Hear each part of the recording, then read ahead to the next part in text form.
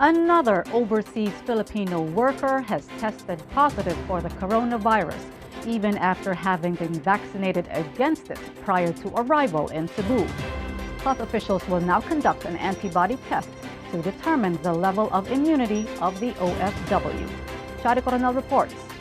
The Department of Health Central Visayas has revealed that another overseas Filipino worker tested positive for the coronavirus even after having been vaccinated against it prior to arrival in Cebu. DOH Central Visayas spokesperson Dr. Mary Jean Loreche said the second case is a 25-year-old female OFW from Canada. She acquired one dose of Pfizer COVID-19 vaccine on January 13, 2021.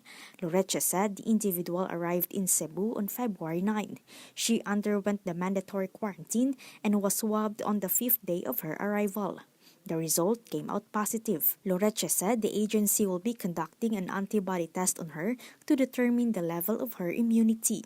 Meanwhile, the regional DOH also said they will investigate if the sample from the 43-year-old male OFW from United Arab Emirates who tested positive for COVID-19 even after receiving complete dose of Sinopharm vaccine will fill the criteria for genomic sequencing. Loreche said the sample must have a threshold of 30 and below. The agency also announced that it recorded a confirmed case of UK B117 variant in Cebu. The patient is a 53-year-old male OFW who came from Dubai and a resident of Talisay City.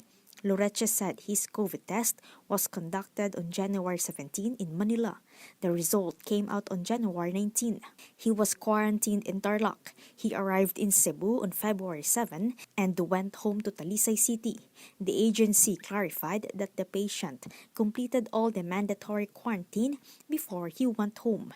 As of February 17, Central Visayas has 34,235 total cases, 5,240 of which were active cases. The region logged 534 new cases yesterday, 245 of which were from Cebu City. Chari Coronel, Sunstar Tonight.